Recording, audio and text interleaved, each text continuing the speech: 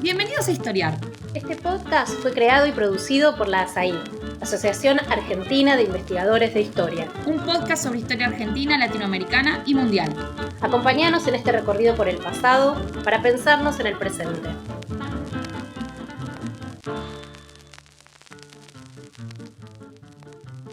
Bienvenidos y bienvenidas a Historiar, el podcast de la Asociación Argentina de Investigadores en Historia. Soy Juan Manuel Romero y hoy vamos a estar conversando con Juan Pablo Scarfi sobre la doctrina Monroe, que recientemente cumplió 200 años de historia. Así que vamos a tener una conversación acerca de esos 200 años de historia, de este principio fundamental de la política exterior norteamericana. Juan Pablo Scarfi es historiador y es profesor actualmente de Relaciones Internacionales en el Instituto de Ciencias Políticas de la Universidad Católica de Chile. Es un especialista en la historia de las relaciones internacionales y en particular en la historia de las aproximaciones jurídicas, digamos así, hacia la política exterior norteamericana que se hicieron desde América Latina. Entre algunas de sus obras, voy a mencionar solo dos, se encuentra La historia escondida de la legislación internacional en las Américas y El imperio de la ley, publicado en castellano por el Fondo de Cultura en 2014. Hola Juan, ¿cómo estás? Gracias por venir a conversar. Bueno, muchas gracias a ustedes por la invitación. Es un placer conversar sobre estos temas acá. Bien, vamos a comenzar entonces conversando sobre los orígenes de la doctrina Monroe, este principio que toma su nombre de un discurso que el presidente James Monroe dio ante el Congreso norteamericano el 2 de diciembre de 1823. Lo primero que me gustaría que nos cuente Juan Pablo entonces es cuál es el contexto en el que aparece la doctrina, cuál es el contenido fundamental, cómo fue recibida en ese momento, digamos, los trazos generales de su aparición. Bueno, gracias por la pregunta y me parece que en principio es importante comenzar acá. Hay en ese contexto de surgimiento de la doctrina un reforzamiento, digamos, de las ansiedades imperiales y coloniales de las grandes potencias europeas, la conocida como la Santa Alianza entre Prusia, Rusia y Austria, digamos, y básicamente en ese contexto, digamos, donde digamos, básicamente Gran Bretaña y los Estados Unidos ven como un peligro la posibilidad de que algunos poderes europeos vuelvan a reconquistar algunas regiones de América Latina y de las Américas, es que surge un contexto en el cual, digamos, en principio, primero, y esto me parece una cosa importante de señalar, George Canning, digamos, en alianza, intenta, digamos, establecer, digamos, un reforzamiento de una idea anticolonial, digamos, en alianza con los Estados Unidos. En ese momento el presidente James Monroe, el secretario de Estado es John Quincy Adams, y John Quincy Adams se resiste a hacer una declaración anticolonial para proteger al continente de las posibles conquistas de estos grandes poderes, decide John Quincy Adams, y obviamente el presidente Monroe se toma el consejo de John Quincy Adams, de realizar una declaración unilateral sin digamos, a la alianza de Gran Bretaña. En realidad, mucha gente dice a veces que la doctrina Monroe fue un invento de George Canning, porque fue George Canning el que quiso de realizar esta declaración, digamos, conjunta de Gran Bretaña y los Estados Unidos.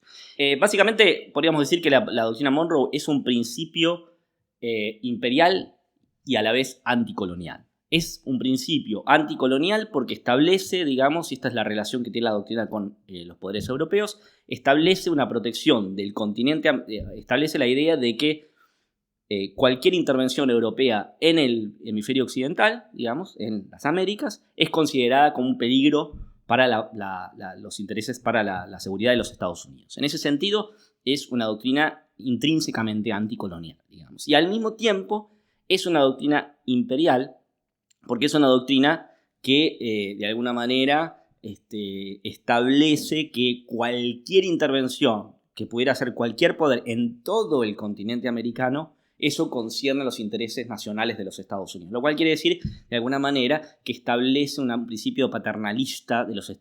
Estados Unidos como guardián, como protector del continente americano. Esas dos aspectos de la doctrina son dos aspectos que van a acompañar la doctrina y que de alguna manera van a establecer,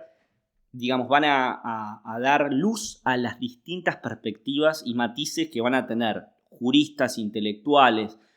políticos, y movimientos sociales en relación con la doctrina. Básicamente, vamos a ver que muchos latinoamericanos se van a apegar al principio anticolonial cuando van a considerar que la doctrina puede ser valiosa para el continente y para la defensa del continente de cualquier intervención colonial, y al mismo tiempo también se van a pegar al elemento, si se quiere, imperial, cuando empiezan, digamos, a ver que esa doctrina comienza a ser utilizada por los Estados Unidos como una excusa para proteger al continente. Entonces, estos dos matices van a recorrer los 200 años de la doctrina Monroe. Por supuesto que va a ser un principio mutante y que va a cambiar a lo largo de mayormente a partir de mediados del siglo XIX, pero estos dos aspectos son dos aspectos centrales que en realidad forman parte de una formulación de William Appleman Williams, digamos, y que yo siempre retomo en mi trabajo para un poco llevar la discusión y articular un poco la larga historia, la larga duración de la doctrina. Perfecto. Entonces, vos dirías, tienen tensión desde sus orígenes estos dos principios, el principio imperial, la posición imperial de los propios Estados Unidos respecto al resto de América Latina, y este componente anticolonial, sobre todo referido a las potencias europeas, ¿no? En un primer momento, decías vos recién, en este contexto tan particular, la negociación entre, vos decías George Canning, que era el encargado de relaciones exteriores del Imperio Británico, ¿no? Y el secretario de Estado norteamericano, John Quincy Adams, hijo del segundo presidente norteamericano, del John Adams, ¿no? del founder John Adams, que será además presidente más tarde, derivan entonces en este texto que Monroe unilateralmente presenta ante el Congreso. Entonces, yo te quería preguntar por ese primer tramo de vida, ¿no? Vos decís, bueno, no es unívoco, tiene matices, tiene complejidades, se usa de distintos modos. Yo te quería preguntar por ese primer tramo de vida de la doctrina Monroe en los Estados Unidos, ¿no? En ese contexto tan particular, los estados las naciones hispanoamericanas, digamos, se han independizado hace muy poco, están saliendo de la guerra de independencia, por eso es tan sensible ese componente anticolonial, pero posiciona a los Estados Unidos, sobre todo en esa primera etapa, con una tradición que es muy cara, ¿no? a los principios de la política exterior de norteamericana, que es esa idea aislacionista, ¿no? Es decir, nosotros no nos metemos en los asuntos europeos, que las potencias europeas no se metan en el continente americano, ¿no? ¿Vos dirías que esa tradición atraviesa la historia norteamericana durante el siglo XIX? ¿Cómo lo configuras? ¿Cómo lo presentarías? A mí me parece que la idea del aislacionismo es central a la formulación original de la doctrina Monroe, y también podemos decir algo que sigue siendo parte de la discusión hoy, digamos, a pesar de que el aislacionismo también sigue siéndolo, pero en parte los Estados Unidos se vuelven globales a partir de mediados del siglo XX, por supuesto, pero podríamos decir que el aislacionismo está asociado intrínsecamente a la doctrina Monroe, porque, digamos, en cierto modo, el hecho de que John Quincy Adams decía proclamarla unilateralmente sin una alianza con Gran Bretaña, y que a la vez en cierto modo se considere que es una invención de Canning, y en cierto modo esto lo va a afirmar Ceballos, por ejemplo, muchos años después, ¿no? Pero que no es una doctrina norteamericana, ¿no? Y que tampoco es una doctrina, va a decir. Pero en todo caso el aislacionismo es un elemento central porque básicamente es enunciada unilateralmente, y también, digamos, en este contexto, los Estados Unidos todavía no son una gran potencia, digamos, ¿no? Y todavía no desarrollaron, digamos, de hecho, al principio es una mera formulación de política exterior, ni siquiera se considera una doctrina, y empieza a ser una doctrina, podríamos decir, a partir, digamos, del desarrollo del principio de la doctrina del destino manifiesto, y me parece que la formulación de James Polk, digamos, de la doctrina del destino manifiesto, va a llevar, digamos, a una idea, digamos, a una articulación de la doctrina Monroe como un principio, digamos, que establece un aislacionismo respecto de los Estados Unidos y también de todo el continente americano respecto de Europa y el mundo occidental europeo, digamos, y el hecho de considerar que las Américas en todo caso tienen, y esto está en el mensaje original de Monroe, digamos, es que básicamente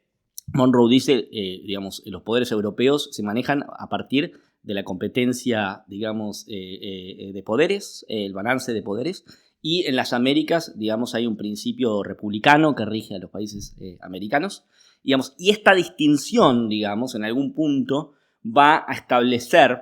digamos, por eso a veces se llama aislacionismo y a veces se llama una especie de continentalismo, y hay mucha discusión acerca de esto, digamos, cuando por ahí si profundizamos en lo que es el panamericanismo, a veces esta discusión se articula, digamos, en cierto momento del siglo XX, de si los Estados Unidos fueron aislacionistas o continentalistas. Pero de alguna manera esto tiene que ver con un intento de los Estados Unidos a partir de la doctrina Monroe de decir nosotros somos un continente distinto al europeo, digamos, en el cual, digamos,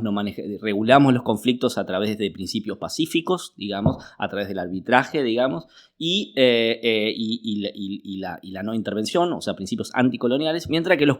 países europeos básicamente establecen, digamos, sus relaciones exteriores a partir de una competencia imperial, digamos, un balance de poder, digamos, y un deseo colonial, digamos, de expansión territorial que los Estados Unidos, por lo menos en el principio de la doctrina Monroe y en su versión original, consideran que se atienen al principio anticolonial, digamos, de no intervención y de no expansión imperial. Vos mencionaste recién como un componente importante o como un momento de transformación del sentido asignado a la doctrina, la idea del destino manifiesto, y mencionaste a otro presidente norteamericano, a James Polk, digamos, de mediados del siglo XIX ya, como un momento importante. ¿Podés contar así un poquito en general cuál es la idea del destino manifiesto que está en general asociada a la idea del excepcionalismo norteamericano, a la idea de la propia expansión norteamericana? Es un contexto distinto, ¿no? Bueno, la idea de la expansión norteamericana obviamente también está articulada, tiene un componente que tiene que ver con la idea de que los Estados Unidos tienen un destino a ser, digamos, y esto obviamente se va a ver un poquito quizás pronunciado de manera más fuerte a través de la declaración de Richard Olney muchísimos años después, básicamente, ¿no? En la disputa entre Gran Bretaña, digamos, el arbitraje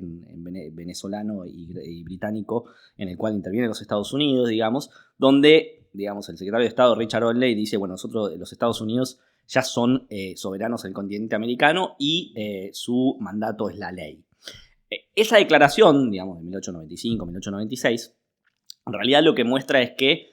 los Estados Unidos consideran, digamos, ser, de alguna manera, se consideran, digamos, guardianes, digamos, y la doctrina del destino manifiesto, en cierto modo, digamos, proclama esta idea de que los Estados Unidos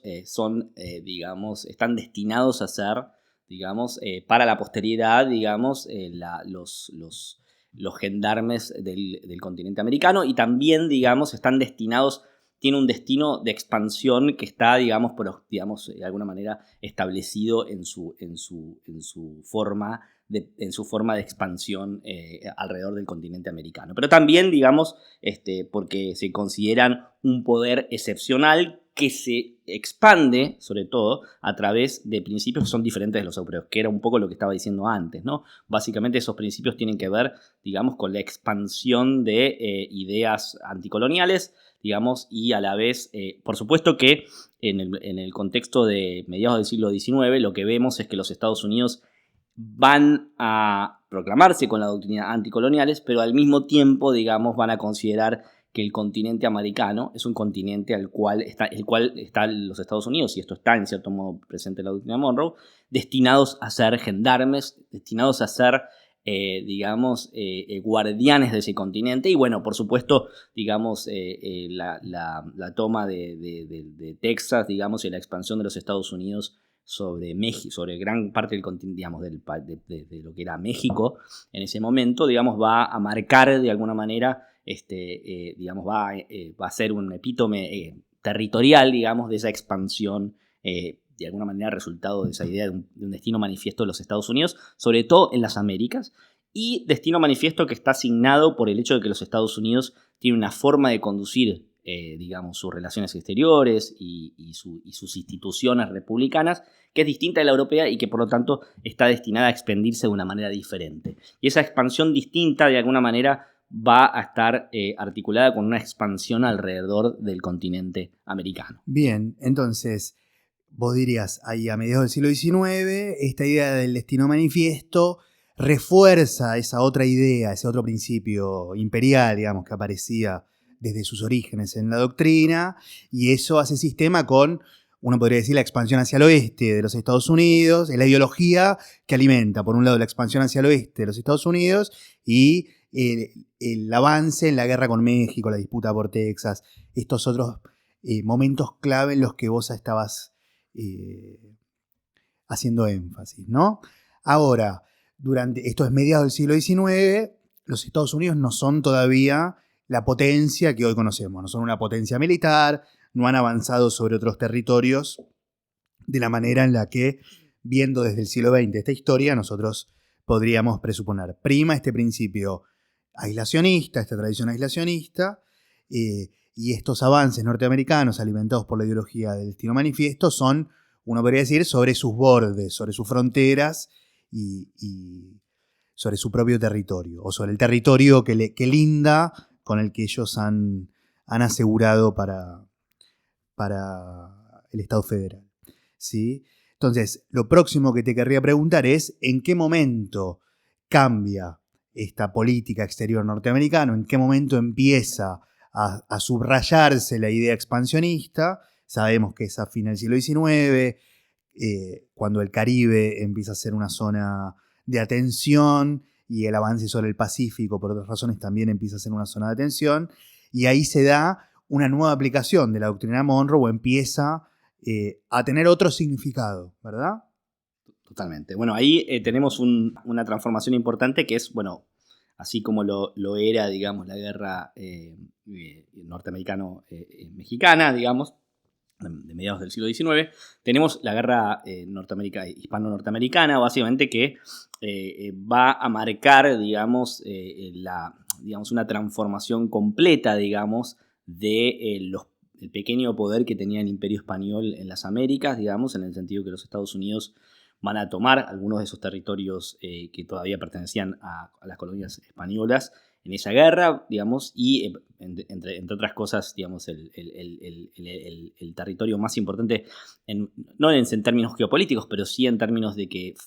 terminó formando parte del Estado norteamericano, es Puerto Rico. Digamos, también los Estados Unidos van a participar de alguna manera en el establecimiento de un protectorado en Cuba, con la proclamación de la enmienda Platt, y eso va a establecer, digamos, en forma, digamos, constitucional, a través de la enmienda Platt, digamos, y el Pacto de París, que los Estados Unidos van a tener un derecho de intervención regular en Cuba, digamos, y esto va a perdurar hasta 1934, digamos, y que va a poner a los Estados Unidos en un rol en el Caribe, digamos, por un lado, digamos, con cierta, digamos, expansión colonial, como digo, Puerto Rico, que va a pertenecer, digamos, al Estado norteamericano. A veces es un tema que no se discute mucho y me parece muy importante y se está empezando a discutir más ahora. Están apareciendo libros sobre el tema más importantes. Y en ese sentido, digamos, la guerra hispano-norteamericana me parece que pone a los Estados Unidos, por supuesto, se expandieron fuertemente en términos de sus inversiones a partir de mediados del siglo XIX. Sobre todo se establecen como un imperio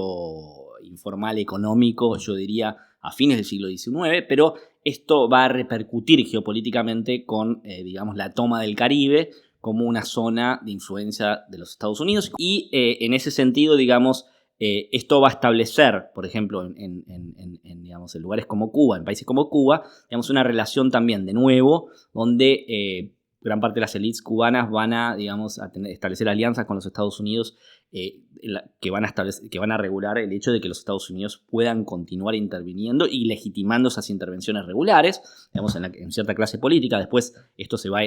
ir, digamos, diluyendo con el tiempo, porque la sociedad cubana se va a movilizar, etcétera, a lo largo digamos, de la primera mitad del siglo XX, digamos. Pero en todo caso, lo que es importante señalar acá es que los Estados Unidos, con la guerra hispano-norteamericana,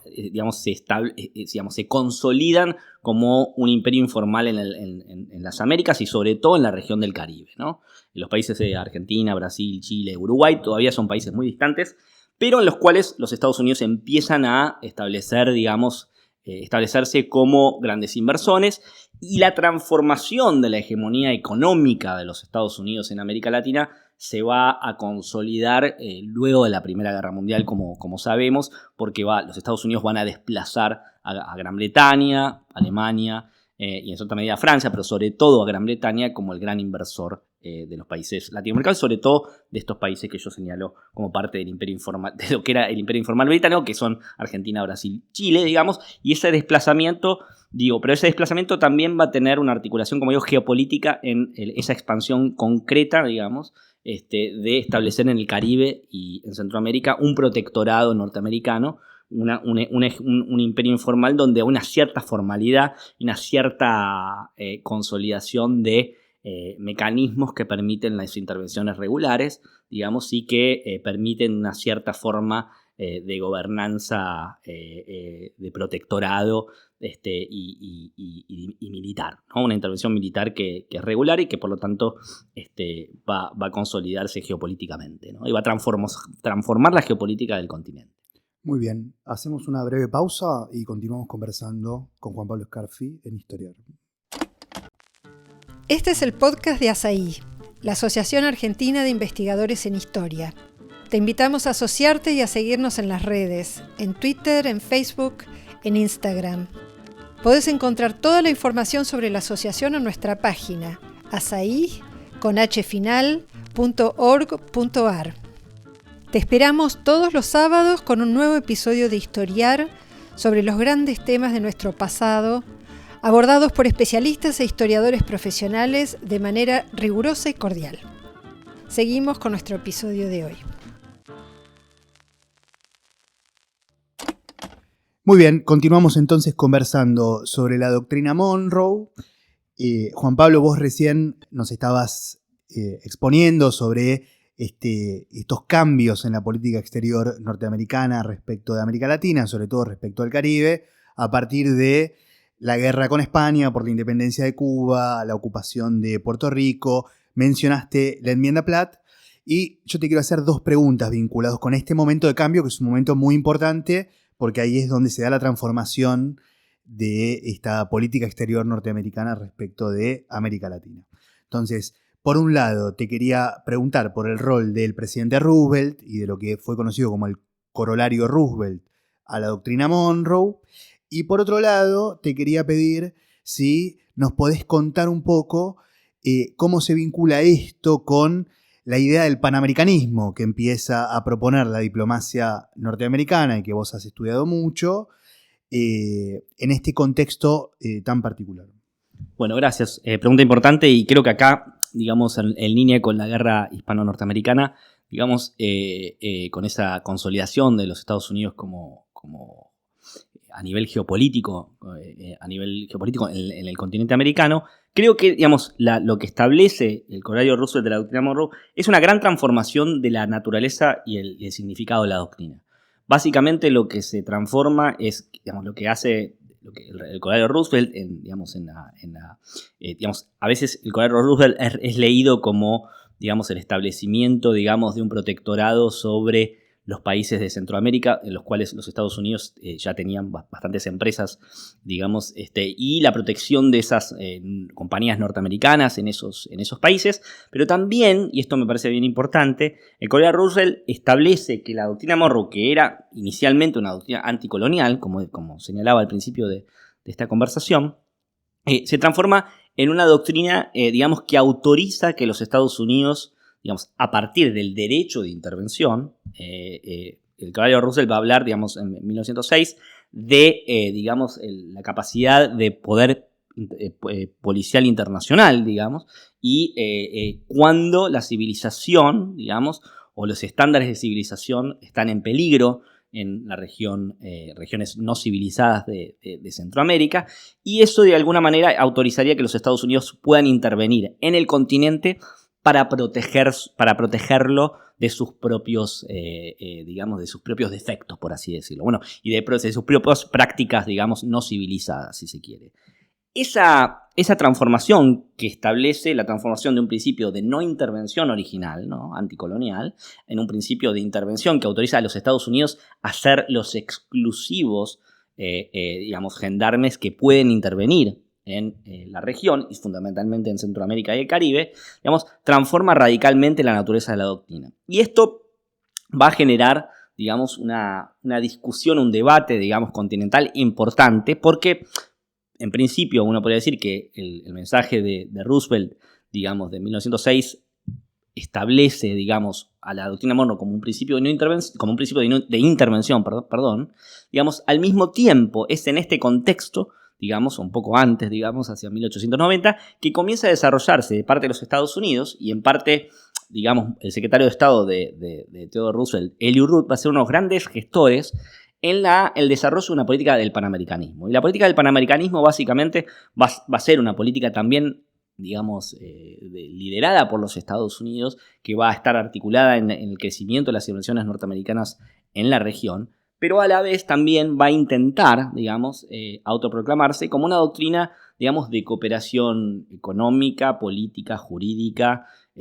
intelectual hacia América Latina, y una política amistosa, hegemónica pero amistosa y de cooperación. Bueno, esta política, que va a ser fuertemente articulada por el secretario de Estado de Theodore Roosevelt, Elihu Root, como decía, básicamente va a contribuir a desarrollar, digamos, un espíritu, va a revivir el espíritu anticolonial de la doctrina Monroe. Digamos. Básicamente el panamericanismo va a contribuir a una redefinición de la doctrina Monroe. En parte no va a ser, digamos, en líneas generales uno puede decir, no va a ser Elihu Root quien va a transformarla en un principio panamericano, pero va a articular una serie de movimientos de acercamiento hacia América Latina. Va a visitar Argentina, Brasil, Chile, Uruguay, digamos, en 1906, digamos, y en esa visita, digamos, Elihu Root, digamos, va a digamos, festejar de alguna manera o celebrar, digamos, lo que fue de la doctrina Drago, ¿no? La doctrina Drago básicamente, o sea, la idea, digamos, la doctrina Drago básicamente fue una doctrina formulada por el ministro de Relaciones Exteriores argentino, digamos, en el contexto de la intervención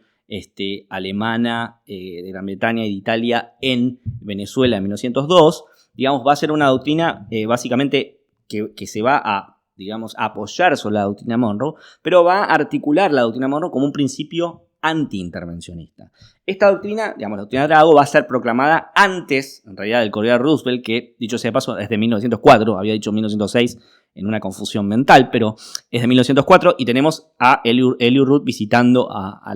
los países del ABC, o sea, Argentina, Brasil y Chile, en 1906. Entonces, ¿qué tenemos? Que básicamente cuando Elihu Root visita Argentina, Brasil y Chile, celebra la doctrina Drago y celebra el hecho de que un argentino haya utilizado un principio norteamericano como la doctrina Monroe para condenar las intervenciones europeas en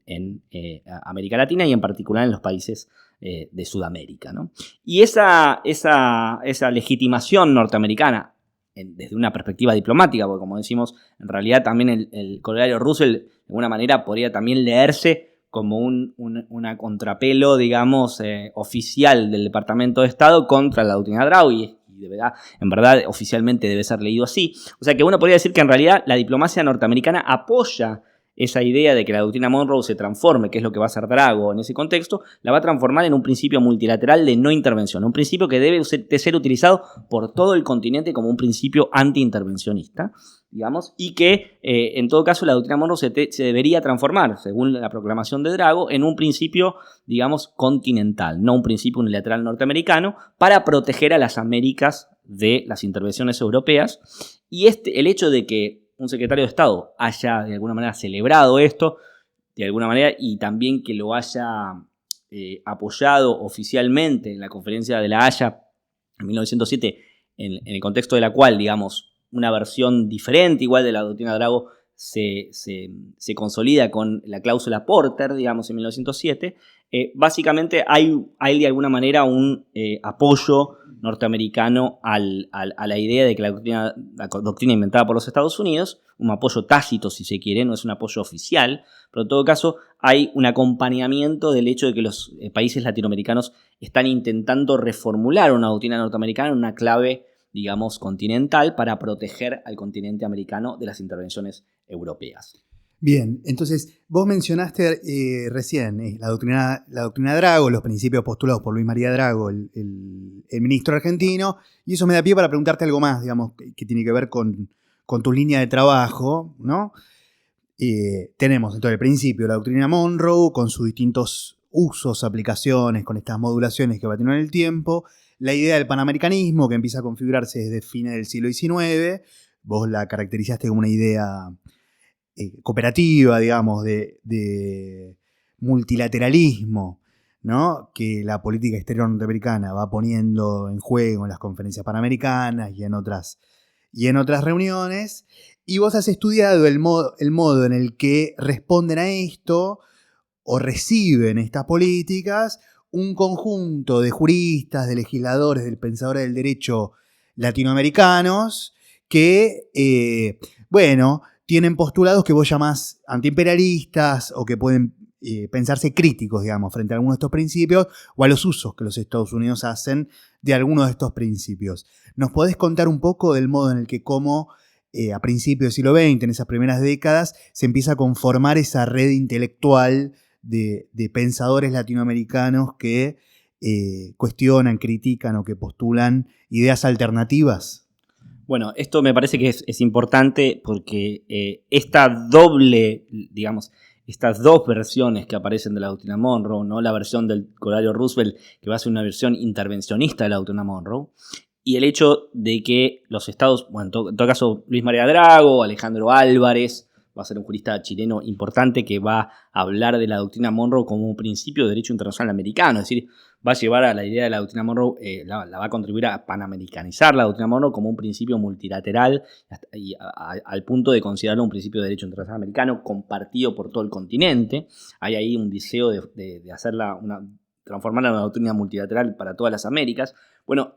esas dos versiones, una versión intervencionista y una versión panamericana y jurídica de la idea de un derecho internacional americano basado en el principio de la doctrina Monroe, son dos, digamos, extremos que contribuyen a que otro grupo de juristas que no van a estar tan enmarcados en el panamericanismo, en las conferencias panamericanas, que van a tener un cierto rol marginal, digamos, en esos espacios interamericanos que comienzan a desarrollarse a través de la Unión Panamericana y las conferencias panamericanas desde 1890, digamos,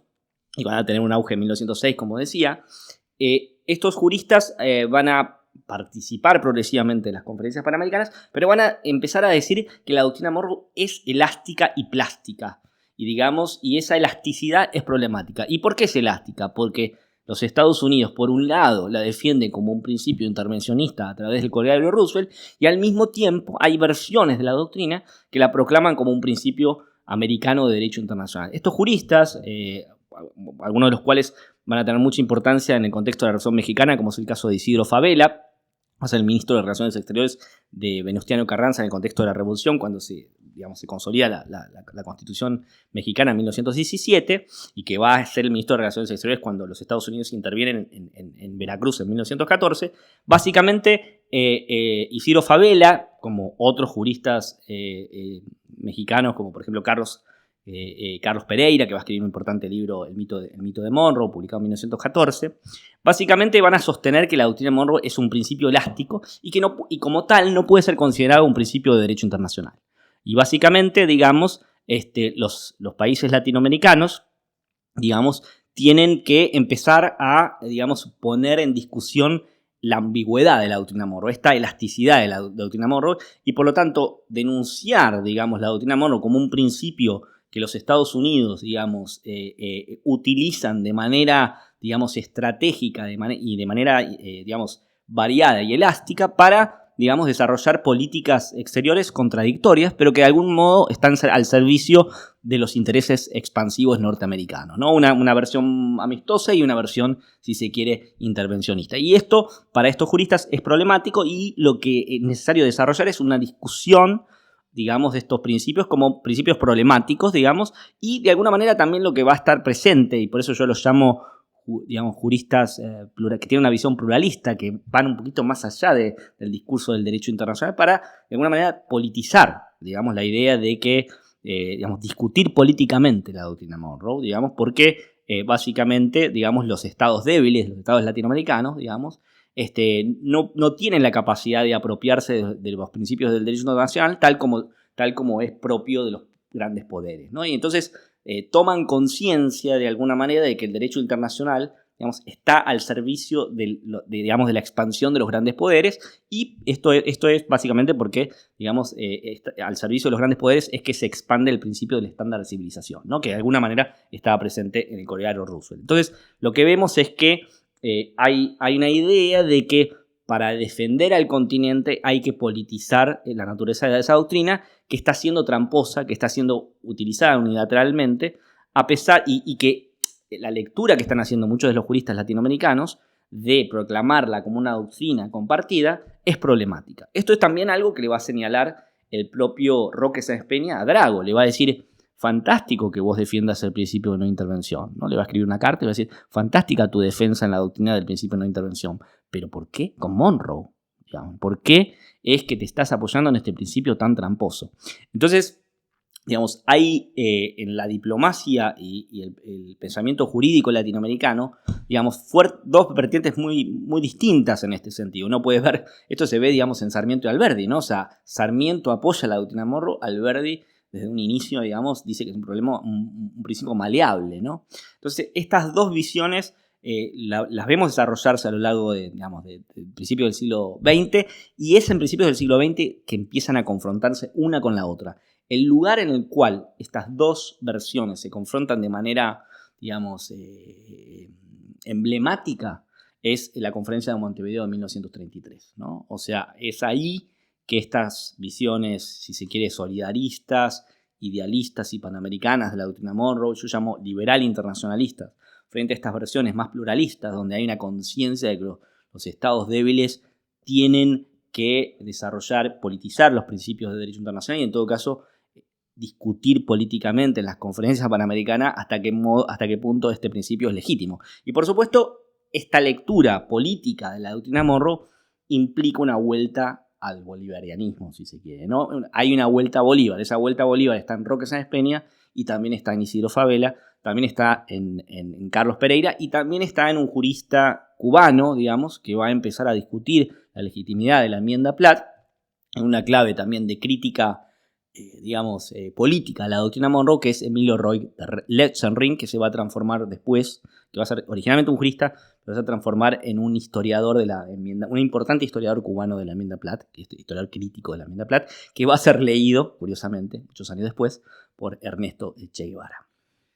Muy bien. Entonces, yo te hago un comentario y una pregunta en relación con esto, ¿no? El comentario también pregunta es, vos, todas estas apropiaciones críticas o estas distintas corrientes de pensamiento jurídico latinoamericano se dan a la vez en un contexto en el que el derecho internacional se está conformando como disciplina y en el que hay una discusión acerca de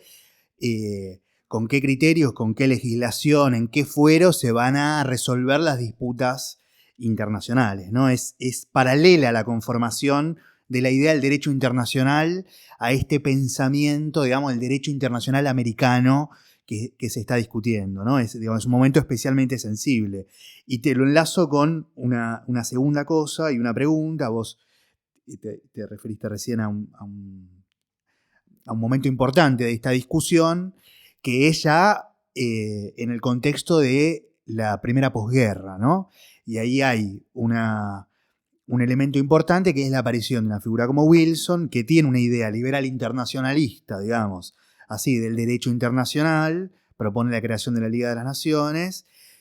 y lo que te quiero preguntar es qué lugar va a tener la doctrina Monroe en este momento de cambio de las ideas de política internacional norteamericanas, ¿no? Con Wilson luego de la Primera Guerra Mundial. Bueno, es una pregunta importante y bastante conectada con toda esta discusión que inicia este grupo de juristas que yo llamo marginales respecto de la esfera de discusión panamericana. ¿Por qué? Porque con la creación de la Liga de las Naciones, criatura política que le debe mucho a Woodrow Wilson, por supuesto, digamos, y también le debe mucho a Woodrow Wilson, la articulación de el artículo 21 de la Liga de las Naciones, que establece, digamos, que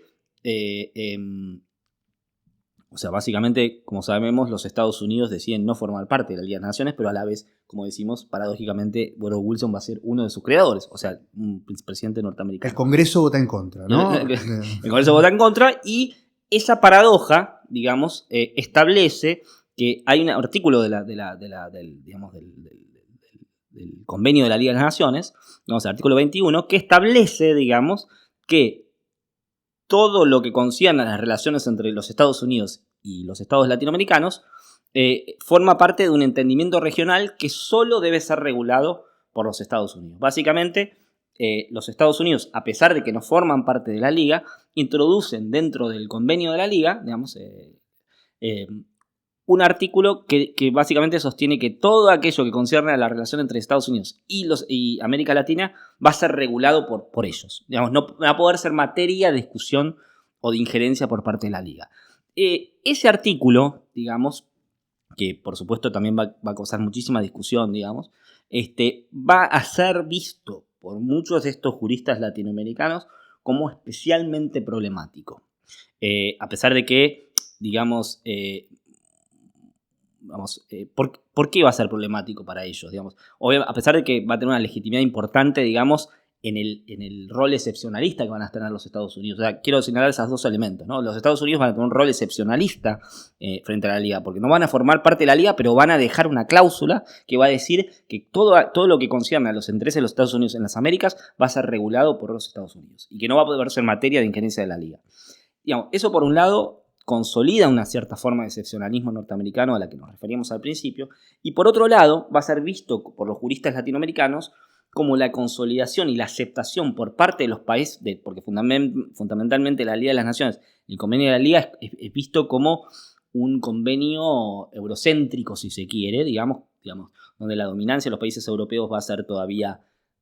importante, digamos, está el sistema de mandatos que todavía establece ciertas formas coloniales legitimadas por la Liga de las Naciones. Entonces, el hecho de que los grandes poderes europeos acepten la doctrina Monroe en ese artículo 21 va a ser especialmente problemático para estos juristas antiimperialistas a los que me refería. Emilio Roig de Reusenring y Silvio Falela van a ver extremadamente problemático esto, porque para ellos era considerado como que Europa está aceptando la doctrina Monroe como un principio internacional. O sea, que en fondo era algo que había desarrollado Woodrow Wilson digamos, cuando se estaba cocinando el armado de la Liga. Él va a hablar de la doctrina Monroe como un principio de política, no solamente como un principio de los Estados Unidos, sino como un principio para la gobernanza del mundo. Va a decir que la doctrina Monroe es un principio para la gobernanza del mundo. En cierto modo, el hecho de que el artículo 21 forme esa parte del convenio de la Liga va a ser, digamos, algo extremadamente polémico para estos juristas, porque de alguna manera para ellos va a ser la consolidación de la doctrina Monroe como un principio mundial y la aceptación de la doctrina Monroe por los grandes poderes europeos. Esto, de alguna manera, digamos, sobre todo para Favela, va a implicar una alianza entre los Estados Unidos y los países europeos, ¿no? Y esa consolidación de la doctrina Monroe como una doctrina aceptada internacionalmente hacía necesario que los estados latinoamericanos comenzaran a defender principios, digamos, y acá empieza el auge del antiimperialismo en los años 20, ¿no? O sea, principios que puedan ser rivales, digamos, del panamericanismo y de la doctrina Monroe. ¿Y cuáles van a ser esos principios? Bueno, todo un revival del bolivarianismo, de las ideas de Bolívar, pero también, digamos, un latinoamericanismo, digamos, el intento de la organización de las relaciones exteriores de los países latinoamericanos sin los Estados Unidos. Una aspiración, un sueño, digamos, que como sabemos pertenece originalmente a Bolívar y que fue retomado por muchas figuras como Alberdi también, y otros, digamos, y estas figuras que señalamos, y que en los años 20 va a adquirir una preponderancia enorme, a pesar de que no se va a consolidar en ningún tipo de alianza concreta, digamos, pero que va a favorecer, a poner,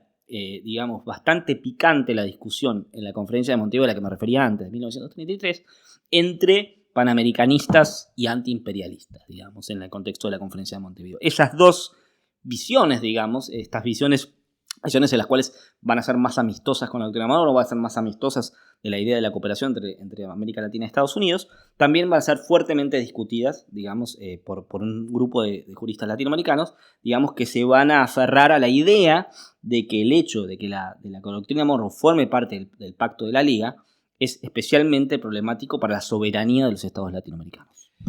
Juan, y te hago una consulta, ¿no? Vos recién mencionabas el ingreso, la aceptación por parte de las potencias europeas a partir del ingreso de un principio de la doctrina Monroe, digamos, a la configuración original de la Liga de las Naciones. Es recién después de la Segunda Guerra Mundial, no después de la Primera, digamos, cuando esa idea internacionalista, digamos, de Wilson termina de triunfar, se configuran, sabemos, las Naciones Unidas, y otras instituciones de carácter internacional, y los Estados Unidos hace un giro más pronunciado, ¿no? en su política exterior en términos de su capacidad de tutelar no ya América Latina, sino el mundo entero. ¿Cómo dirías que se juega en ese contexto distinto, que es el contexto de la Guerra Fría, la segunda posguerra, la década del 50, del 60, la idea de la doctrina Monroe? ¿Conserva alguna vigencia? ¿Se utilizan las intervenciones norteamericanas en América Latina? ¿Dirías que tiene una vida ahí? Bueno, yo creo que tiene una vida que empieza a ser distinta, pero se parece paradójicamente en muchos aspectos a algo de la vida del siglo XIX. ¿Y por qué digo esto? Porque en el siglo XIX, digamos, la doctrina Monroe tenía este elemento anticolonial, digamos, que impulsaba a que los Estados Unidos controlaran que no existieran injerencias de poderes extracontinentales. Entonces, con el nacimiento de la Guerra Fría, digamos, y la rivalidad soviético-norteamericana, la doctrina Monroe va a ser resignificada, en parte porque la política exterior de Estados Unidos deja de ser aislacionista y continental y pasa a ser global, digamos, y geopolítica. Y hay una visión geopolítica de los Estados Unidos donde el continente asiático y Europa, o sea, la ansiedad por lo euroasiático va a formar parte, se va a incorporar ese imaginario que antes era solamente continental, o algunos decían aislacionista. A mí me parece que la idea de aislacionismo es muy limitada, por eso digo continental y después se vuelve también euroasiático. Con esa transformación, digamos, y la rivalidad que se empieza a dar entre, digamos, la Unión Soviética y los Estados Unidos en el contexto de la Guerra Fría, la doctrina Monroe empieza a ser utilizada, resignificada, para proteger, digamos, al continente americano de las injerencias extracontinentales y sobre todo de la injerencia extracontinental soviética. Esto podríamos decir que es un signo importante de la Primera Guerra Fría. Pero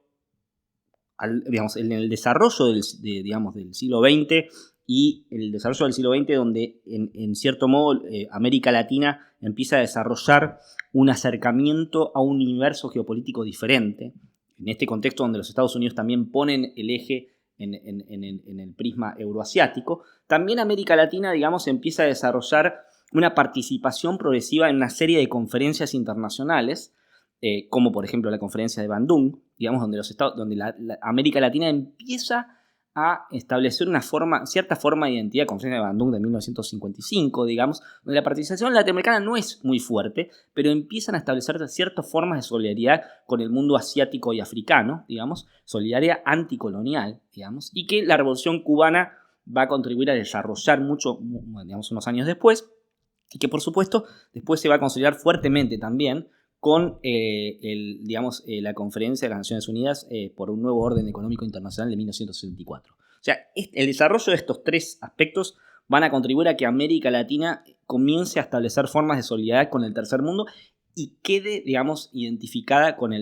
visiones tercermundistas no alineadas, digamos, y que esa identidad y esa forma de solidaridad latinoamericanas con ese universo van a separar en cierto modo a una gran parte,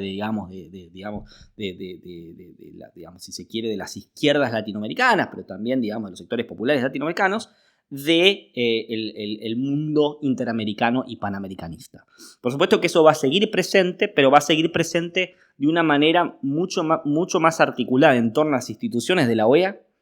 y menos articulada en torno a solidaridades, si se quiere, hemisféricas concretas. Porque las intervenciones norteamericanas en relación con, digamos, el control, digamos, de la injerencia soviética en América Latina va a estar regida por, digamos, ansiedades, si se quiere, mucho más articuladas en torno, digamos, al desarrollo de la Escuela para las Américas, una serie de mecanismos que son también, si se quiere, mecanismos de seguridad, mucho más concretos y que tienen que ver, digamos, con las fuerzas paramilitares. Por supuesto, digamos, todo esto, digamos, va a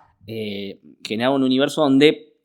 digamos, a lo largo también del siglo XX se van a articular otro tipo de solidaridades en torno a los derechos humanos. Y ahí tenemos algo en lo cual, digamos, el universo latinoamericano y el universo norteamericano van a establecer lazos de solidaridad. Pero eso va a ocurrir bastante bien entrado el siglo XX. En los años 70, cuando se empieza a desarrollar, digamos, se empieza a crear, digamos, todo lo que es el sistema interamericano de derechos humanos. Pero eso lo vamos a ver en los años 70. Y me parece que en esta primera Guerra Fría lo que se desarrolla es una solidaridad de América Latina con el mundo, digamos, no alineado con el tercer mundo, digamos así, y una ansiedad norteamericana por, digamos, desplazar, digamos, la injerencia soviética de América Latina. Bien, te pido, Juan Pablo, un comentario para concluir y viendo en perspectiva estos 200 años de historia de la doctrina Monroe sobre el presente de la doctrina en un contexto latinoamericano, digamos, marcado por la tensión comercial, digamos así, entre una nueva potencia, o una potencia que llega recientemente, ¿no?, al continente, que es China, y los Estados Unidos. ¿Cómo armarías un comentario sobre el presente de la doctrina Monroe en ese contexto? Bueno,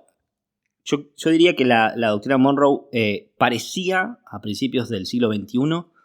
que iba a declinar inevitablemente en el curso de la historia, y sobre todo en el curso de la historia donde claramente los Estados Unidos, a partir de 2008 y bien entrado los años 2010, digamos la década del 2010, parecía que los Estados Unidos habían dejado de ser un gran hegemón en la región, digamos, y que, bueno, la aparición de los BRICS, pero también la aparición de China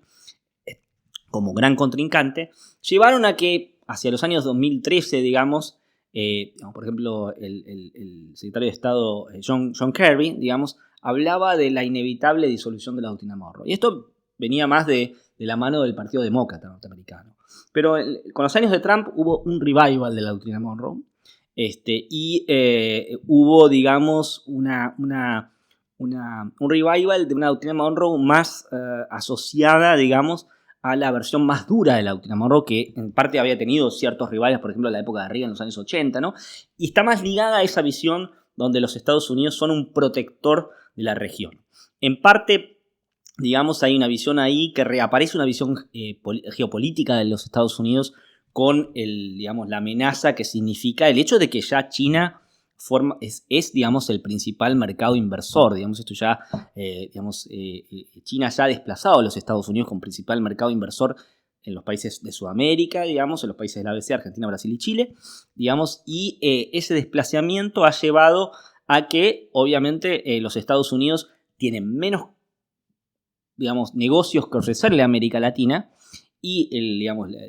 por ahí la sensibilidad republicana, digamos, y más extrema de Trump, digamos, viene a resignificar un deseo de, digamos, de ser los guardianes del continente, pero sin mucha inversión e intereses económicos y negociaciones y formas de cooperación para poder ofrecerle a América Latina. Entonces, lo que me parece que vamos a asistir, seguramente además es bastante probable, no quiero afirmar esto porque probablemente la historia lo desmienta, pero me parece que es muy probable que gane Trump, y si gana Trump es muy posible que haya un revival, porque básicamente durante la presidencia de Trump asistimos a eso. En esta presidencia, digamos, de Biden, hemos visto que ha habido también un cierto aplacamiento, porque ahora ocurrieron los 200 años y no hubo mucha celebración en los Estados Unidos. Con Trump probablemente asistamos, si es que gana Trump, a una resignificación en una clave de batalla geopolítica por ahí un poquito más agresiva, un poco más armamentística, con un contenido también, un trasfondo económico, un deseo de reproclamar, restablecer esa hegemonía geopolítica de los Estados Unidos sobre América Latina, pero en un rol de superioridad, porque ese es un poco, digamos, el mensaje que había desarrollado Trump y con el cual Trump había resignificado, digamos, la doctrina Monroe en sus años de gobierno previos al ascenso de Biden. Y me parece que ahí podemos terminar. Muy bien, Juan Pablo, muchas gracias por la conversación, muy interesante. Muchas gracias. Saludamos a nuestra audiencia y los invitamos a escuchar Historiar, un nuevo episodio la próxima semana. Hasta luego.